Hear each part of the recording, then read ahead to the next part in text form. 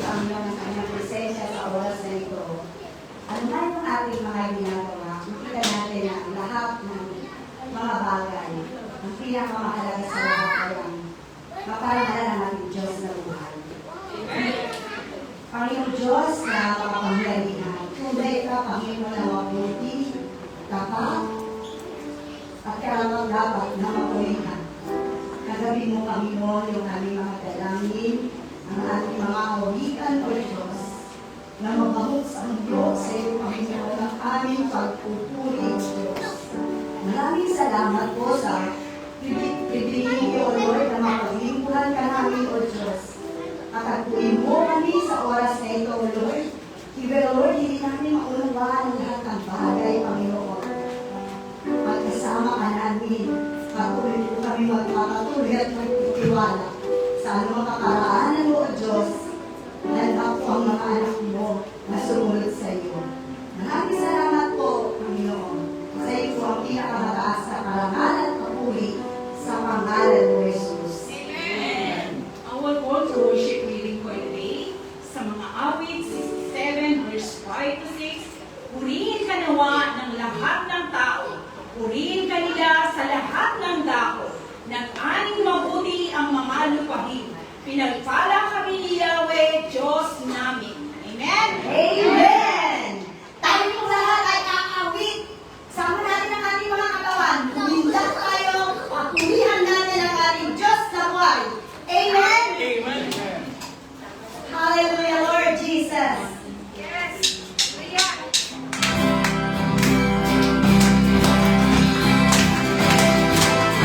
Every praises, it belongs to our Lord Jesus Christ.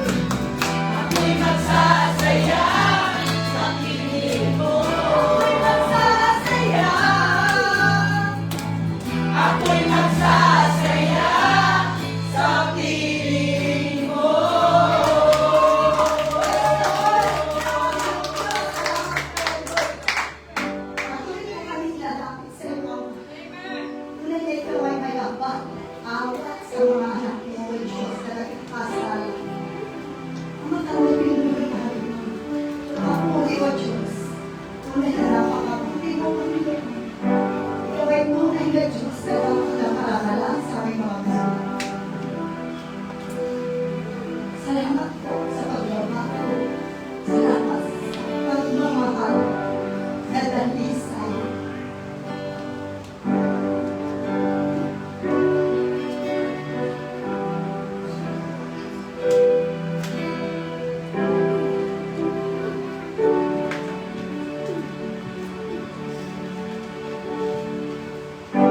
Iputi mo, Panginoon, sa lahat ng oras, sa bawat araw. Ika'y laging tapat mong magmahal. Ang iyong awa ay nababalang hanggan. Ay, puti-puti mo, Panginoon. Puti-puti mo, Panginoon, sa lahat ng oras, sa bawat araw. Ika'y laging tapat kong magmahal. Ang iyong awa ay magpawalang hanggan. Purihin natin ang ating Diyos. Sinasamba kita.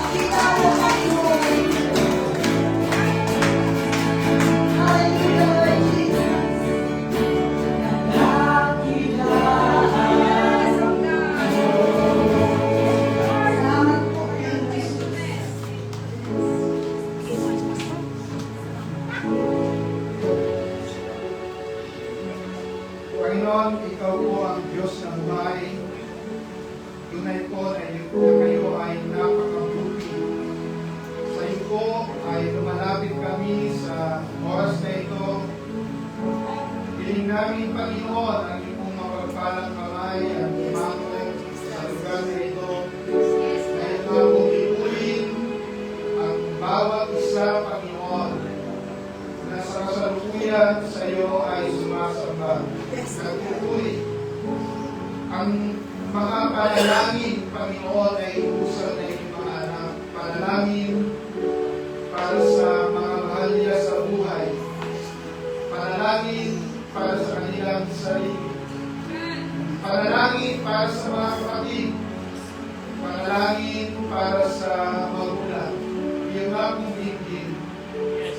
Sa oras na ito, pinapanalangin po namin ang mama ni Ate Marie, O Lord, Herrera, O Diyos. Dalangin namin ang iyong kagalingan ay ilago mo sa Kanya, O Diyos. Pinapanalangin namin na panumbalikin ninyo ang kalakasan ninyo, O Diyos. Pinapanalangin din namin, Panginoon, ang aming kapatid, Sister Jocelyn. Pagkaan mo, Lord. Sa pagyaon ng kanyang mahal na tatay, kayo po ang pumalim sa kanila, sa kanilang buong pamilya, O Diyos. Ang kapayapaan ni Kristo ang mahal. Patuloy din namin binagalangin ang tatay ng Suyo family, O Lord. Dalangin namin ay kagalingan, Panginoon. Ang mga kapatid na may naghahanap, O Lord, na maaaring malilipatan, bagong trabaho, guidance, O Lord. We pray for your grace, O God, kayo po ang mag-provide. Sa mga magulang, Panginoon, na may mga pinapaaral ng mga anak, O Diyos. Dalangin namin ang provision. Dalangin namin patuloy kayo po ang kumilos sa buhay po ng bawat isa. Na kami, Panginoon, ay yung akong pagpalain sapagkat sinabi mo, you are God who enable us to gain wealth, O Lord. Lord, hayaan, Panginoon, yung katotohanan na yun ay may talim sa aming puso, sa aming isip, maging good stewards kami, at patuloy po kami maglingkod sa iyo. Sa oras, Panginoon, na ito, dinadalangin namin ang gagamitin ninyong lingkod, na patuloy ka, O Diyos, na maluwalhati sa kanyang buhay, at yung salita ay may pangaral, Panginoon, na may kapangyarihan, at patuloy kayo, O Diyos, ang magkado sa kanya sa Diyos ng Kalbaryo. Sa Jesus ang malitaas, kayo po, O Diyos, ang mag-glorify ng banal na Espiritu ang mangusap. Sa pangalan po ni Jesus. Amen.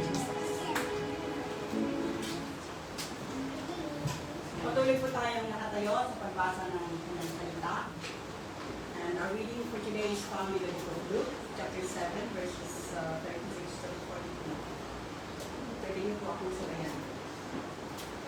One of the Pharisees asked Jesus to have dinner with him. So Jesus went his home and sat down to eat.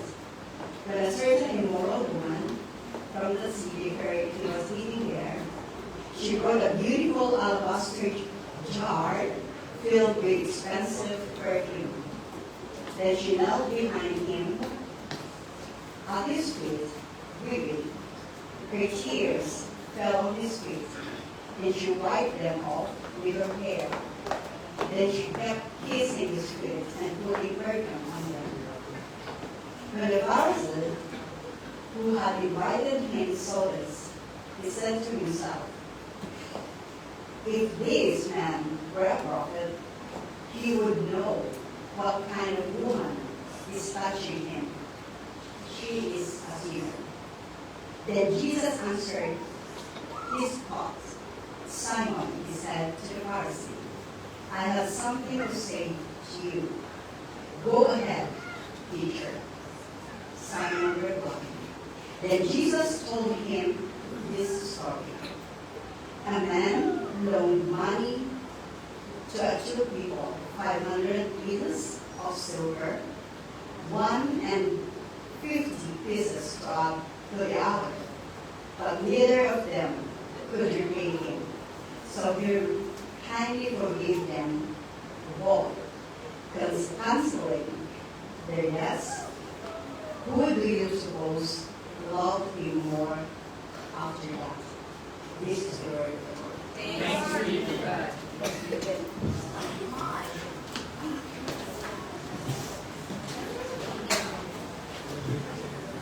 Good morning.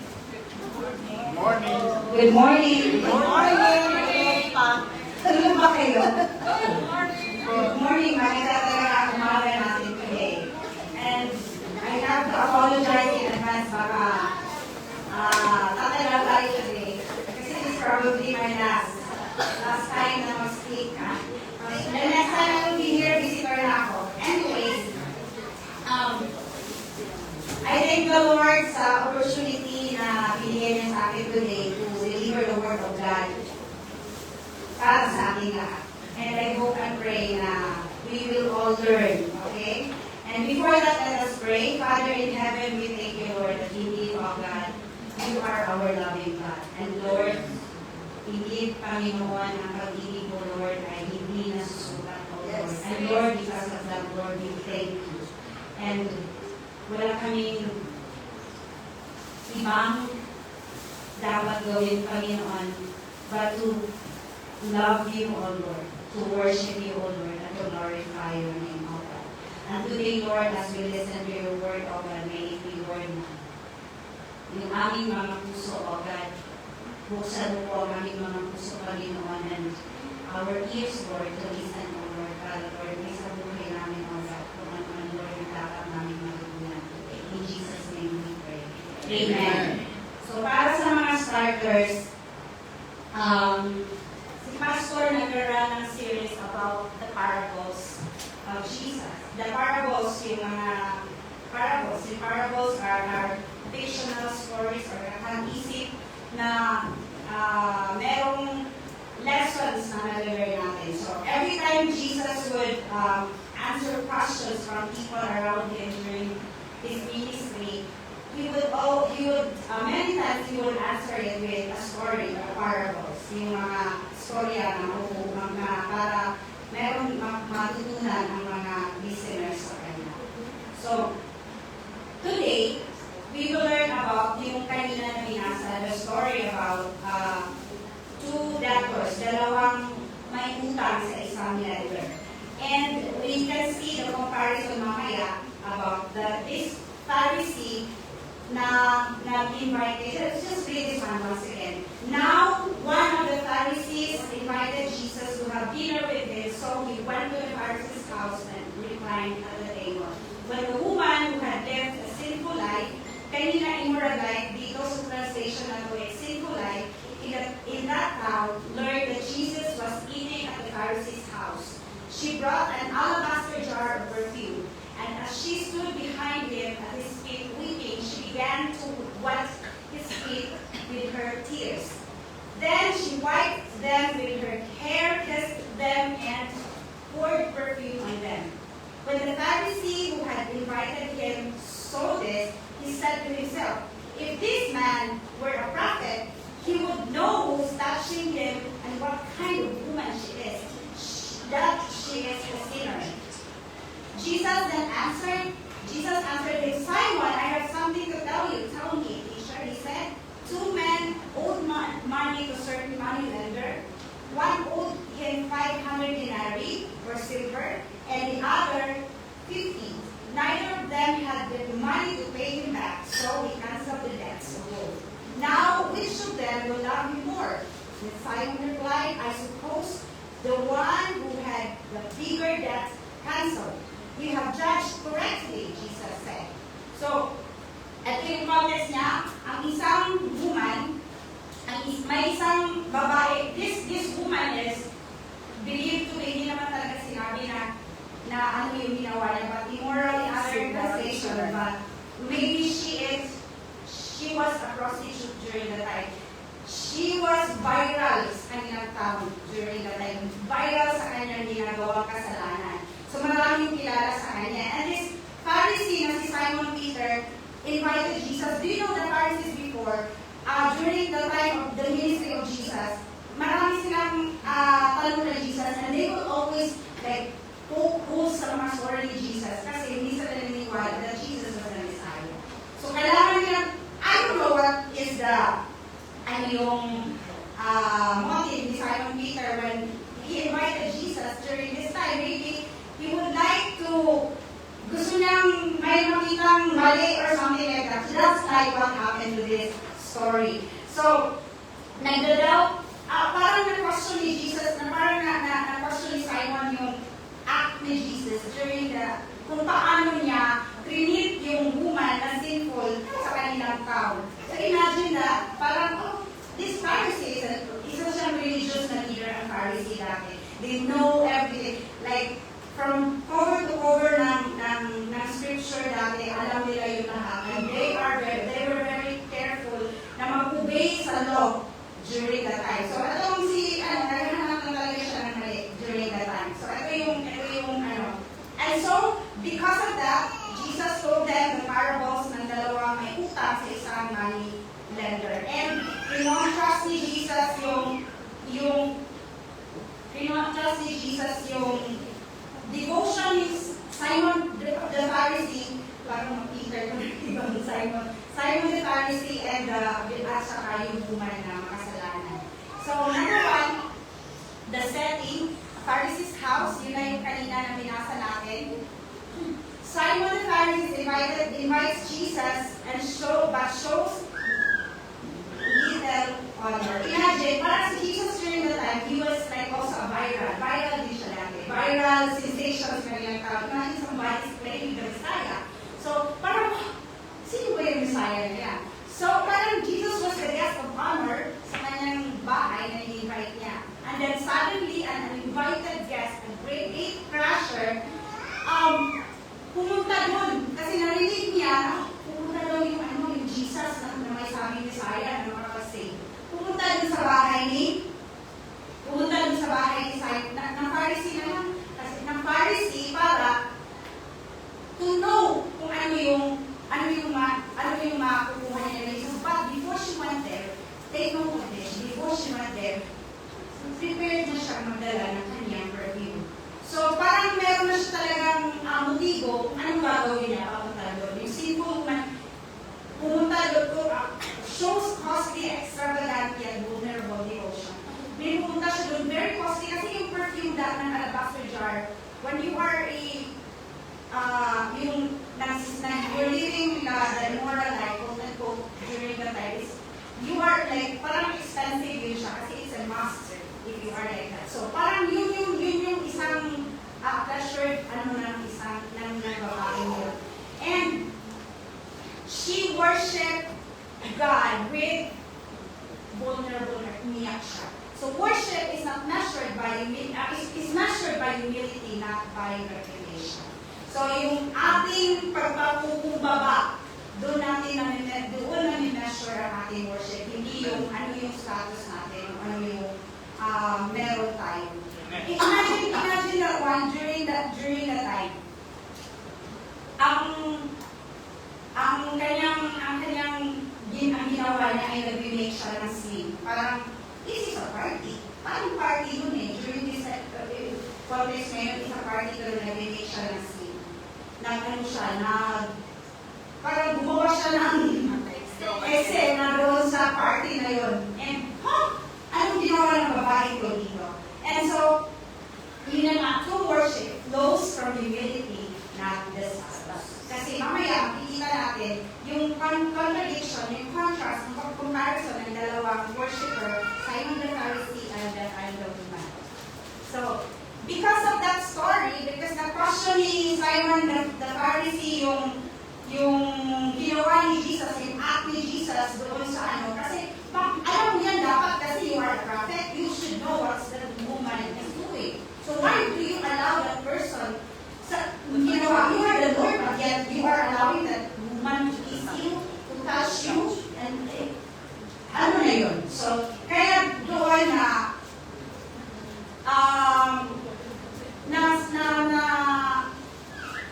story that Jesus told the story about the two parables. About the parables of the two debtors. So, two men owed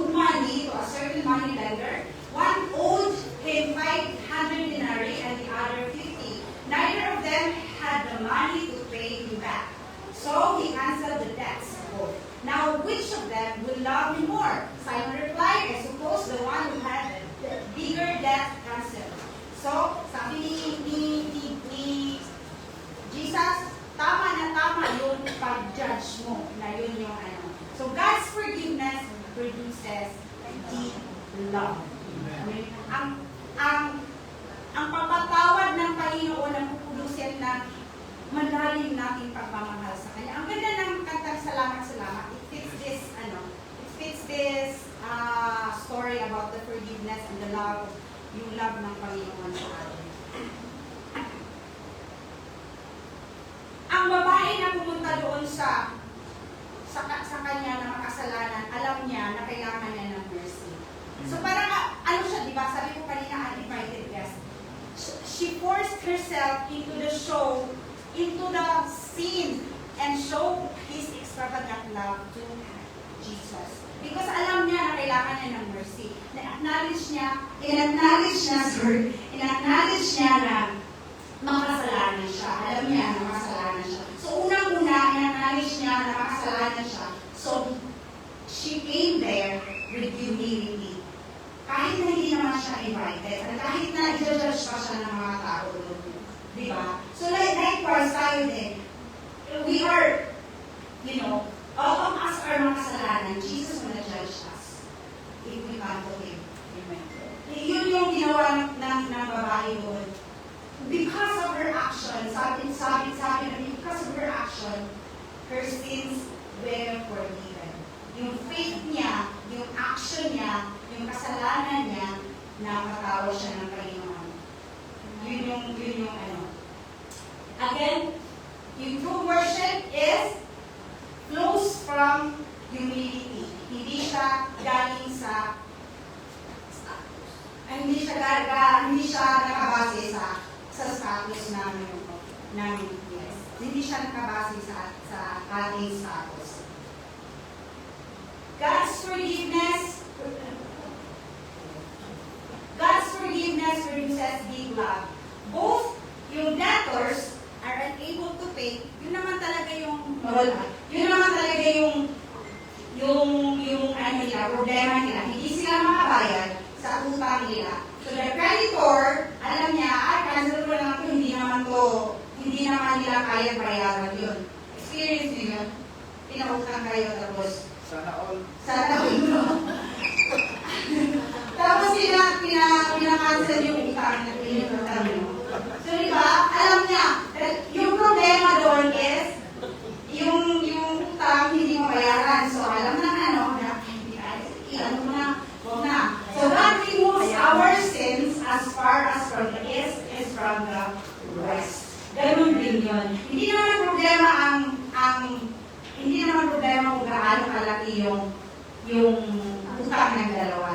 Kundi, yung problema nila is hindi sila makabayad. Di ba?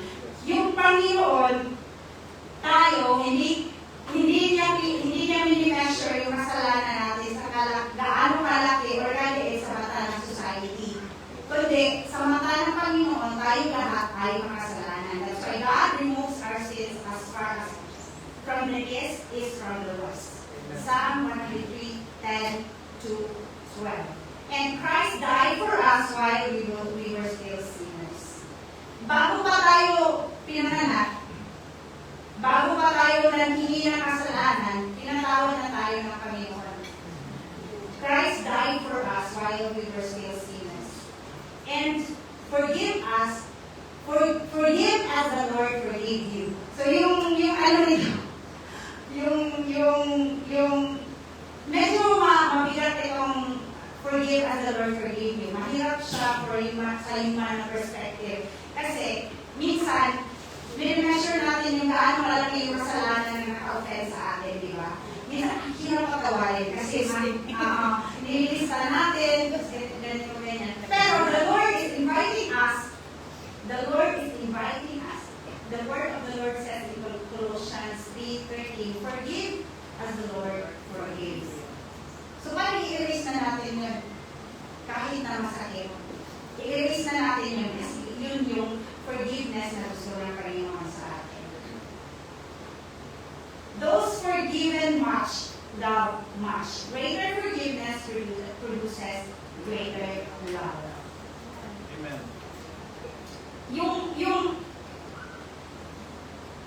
Yung dalawang may utang sa isang money lender, yung sabi ni Jesus him back more is yung mas malaki yung utang nila. So kung alam natin yung forgiveness na natanggap natin sa Panginoon, ganun din kalaki yung forgiveness na mapupulos from our heart. Or yung those forgiven much love, much greater forgiveness produces greater love. So alam natin alam natin yung kasalanan natin, yung bigat ng kasalanan natin, yung bigat ng kasalanan natin na pinatawad tayo ng Panginoon. Nagpupulos yun ng mas greater love. Just like, kahit na ako yung ako may utang isa sa may cancel, ikaw yung ako yung 550,000 NT, ikaw yung 500,000 NT. Ako yung mas may overwhelming na gratitude para sabi ko sa isa na nagpapatawa sa akin. I might do something for that person. For example, baka mag-always ako sa bahay niya. Just to, to show my gratitude. Di ba? To show our gratitude sa kanya. And, yun. We are all debtors. Forgiveness fuels devotion. So, lahat tayo ay may utang. At yung forgiveness ng Panginoon sa atin ang fuel ng devotion.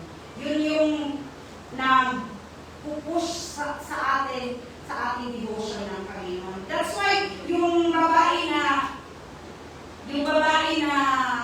ginawa niyang action towards Jesus, yung extravagant na devotion na ginawa niya kay Jesus,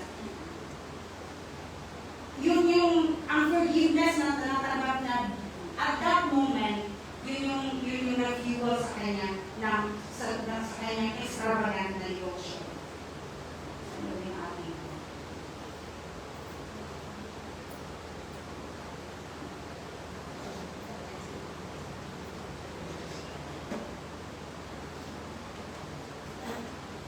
Dito na tayo sa contrast. Yung sinabi ko kanina, yung contrast ng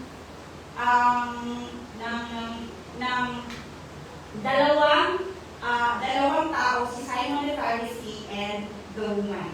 So, si Jesus in Luke 7, Jesus now compares Simon and the woman. Simon, as invited as Jesus, he did not even offer water for Jesus. Hindi siya nagbigay ng kahit na towel para i-wipe sa feet ni Jesus. Just hand the towel, hindi niya binigay yun. The woman, on the other hand,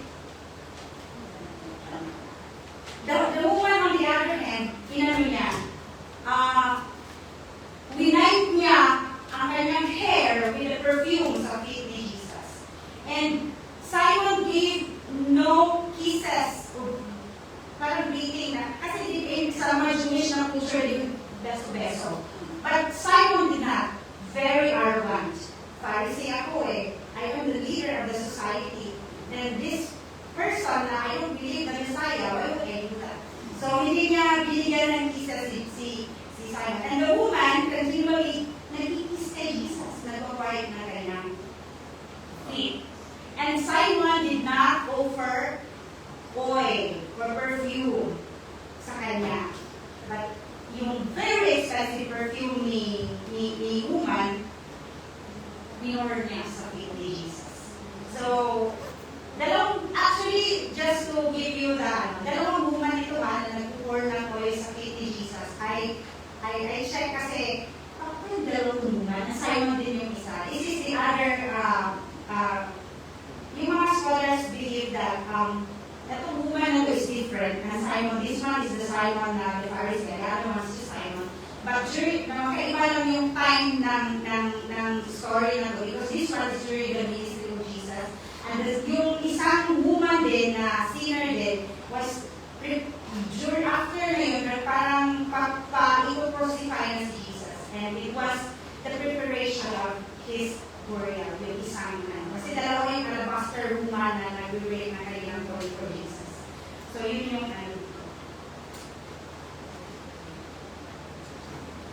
Jesus was showing that gratitude reveals the condition of our heart. Pinapakita ng Panginoon na kung ano yung level ng gratitude mo sa puso natin, yun yung lumalabas. Yun yung lumalabas kung ano tayo, ano yung klaseng devotion meron tayo sa Panginoon. Anyone sa inyo dito na save na or na like nanduro ba kayo or something? There are times in our lives na we are really grateful to that person kasi parang nagkaroon tayo ng second life or nagkaroon tayo ng chances na dahil sa Kanya. So we are very grateful for that. And sa buong buhay natin, talagang treasure natin o talagang kinikip natin yun as parang gratitude. Yun yung devotion na meron tayo pag na-experience natin yung forgiveness ng Panginoon sa ating buhay. It should be a devotion na overwhelming. Hindi yung half-hearted na devotion na ano naman ito, ginagawa ko naman ito or ganito naman. So maraming beses sa ating buhay na gano'n tayo. Minsan, akala natin na compensate natin yung Panginoon. Actually, hindi. Kasi lahat tayo may utang sa Panginoon. So yun yung niya. Simon withheld basic na hospitality. Pag may visitor kayo, offer coffee, tea, or water, di ba? The woman gave costly, heartfelt worship. And Jesus affirms her love and forgives her sins. So gratitude for grace transforms lives. Amen. Gratitude for grace transforms lives. Yung ating, ano gratitude sa Tagalog? Pagpapasalamat sa Pagtanaw. Pagpapasalamat natin doon sa grasya na in-offer ng Panginoon sa atin na free, na free doon sa cross, should transform our life. Nababago tayo doon. Kasi pag hindi tayo nababago, meaning hindi natin na-experience yung grace ng Panginoon, and therefore we don't have the gratitude sa ating mga puso. Kasi pag na-experience natin yung forgiveness ng Panginoon, yung grace ng Panginoon, there should be overwhelming gratitude. And our lives, yung buhay natin nakikita na transformed na yun.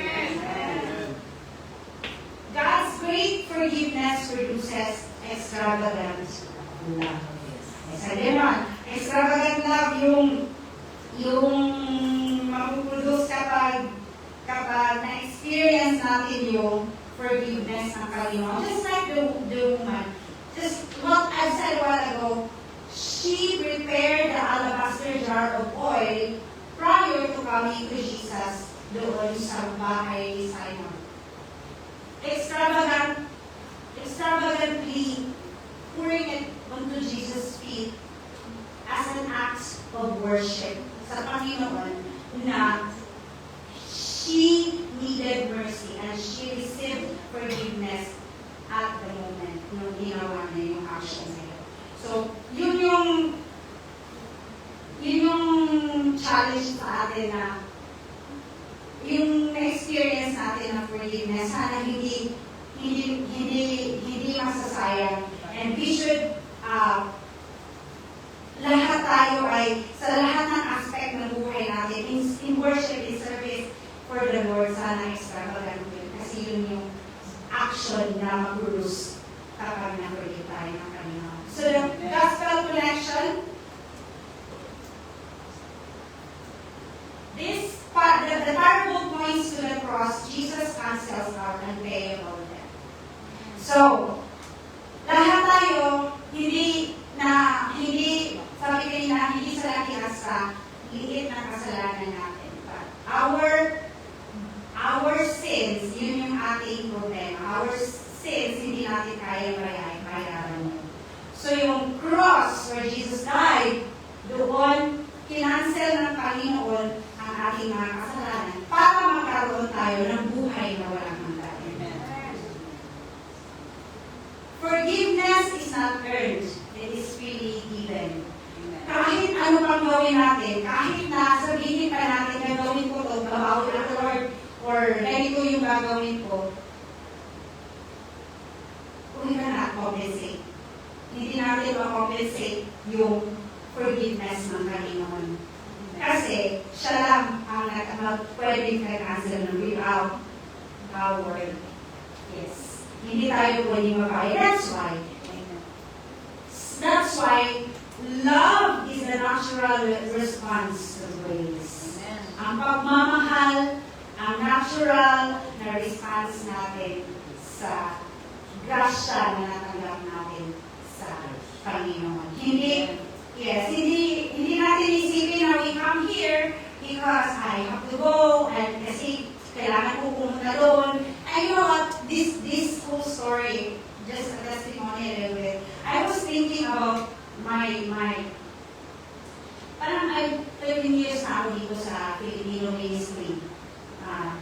Parang inisip ko na it's an honor to be an assistant sa inyong lahat. Kasi I can never repay the goodness of the Lord sa buhay. I can never repay that. And so, what can I do? How can I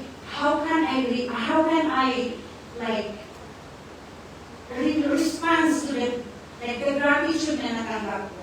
So, I'm telling the Lord, kahit pala ang busy-busy ko, kahit pala ang dami ko, parang lahat na lang pinakailangan ko sa inyo lahat. Sa kusina, dito kakanta, or sa inyo lang kailangan ko na lahat. Sabi ko, Lord, I thank you because it's an honor and a privilege to serve you. Kasi, I can never repay. It's not even enough. But the Lord deserves the things that you do for Him because it's the overflow. Yun yung dapat overflow ng forgiveness na natanggap natin sa Kanya. Hindi siya act of magpasikat or magpataas. Ay, lahat tayo pare-pareho lang sa mata ng Panginoon. So yun yung ano. So parang my love for the Lord is parang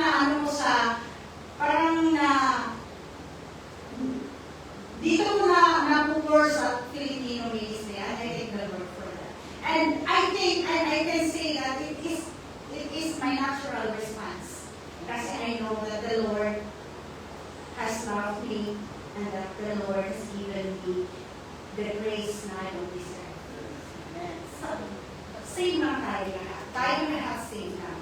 So, isn't it nice na lahat tayo pinatawad ng Panginoon? Amen.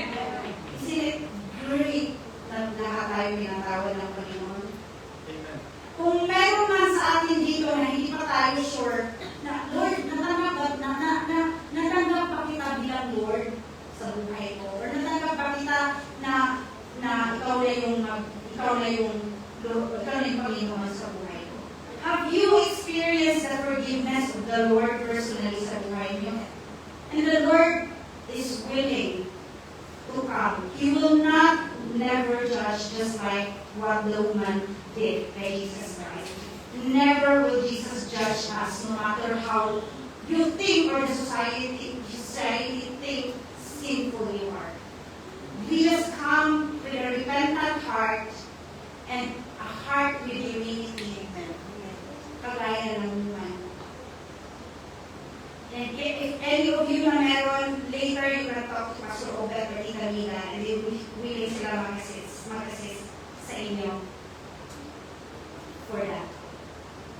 Take away, Pastor.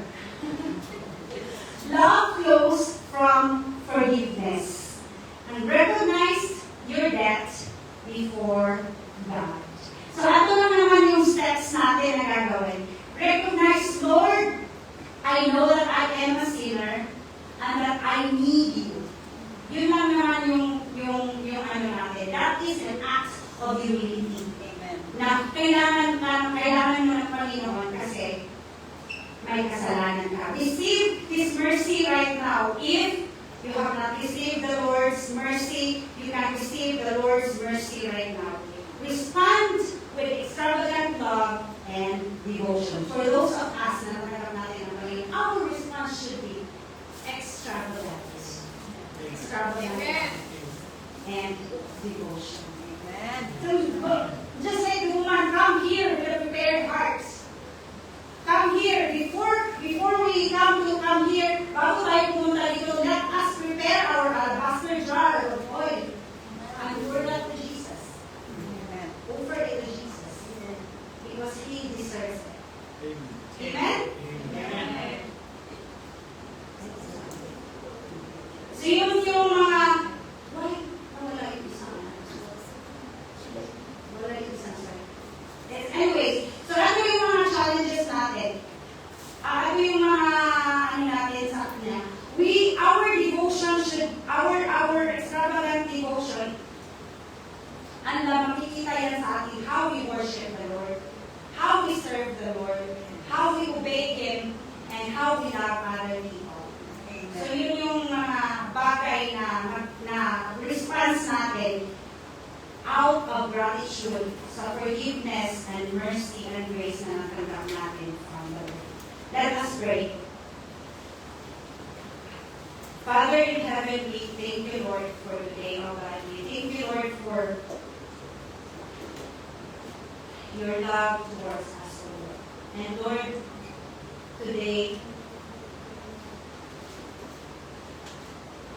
examine our hearts, O Lord. Are we Simon the Pharisee na tinitingnan namin kung ano yung kasalanan ng ibang tao?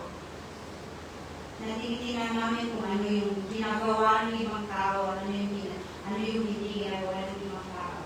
Or are we the woman, the sinner, na in need of your forgiveness, in need of your mercy? Oh God, today you know our hearts, Lord. You know what is in our hearts. And I believe, Lord, that each and every one of us here, Lord, in need of your mercy, Panginoon. And Lord, we thank you because we know that you died on the cross for us, Lord. Because we know na hindi namin mabayaran, o hindi namin kaya mabayaran yung kasalanan namin towards you. But you forgive us, Lord. They died on the cross for us. How extravagant is that, Lord? And the Lord, today, O God, as your people na experience namin yung grace mo, Panginoon, na experience namin yung love mo, Panginoon, na experience namin yung grace, Panginoon, we pray, O God, that we will have the same devotion as the woman, that we will have extravagant love, O Lord, as we worship you, Lord, and as we serve you, O God, and as we obey you, Lord. And we thank you, Jesus. We Panginoon, na as we come, Lord, and worship as a church every Sunday, O God, in this place, O God, we will always remember, Lord, to give our best to you, to give what is to give you, Lord, to offer you, Lord, our lives, O God, as pleasing sacrifices, O Lord, our time, our treasures, Panginoon.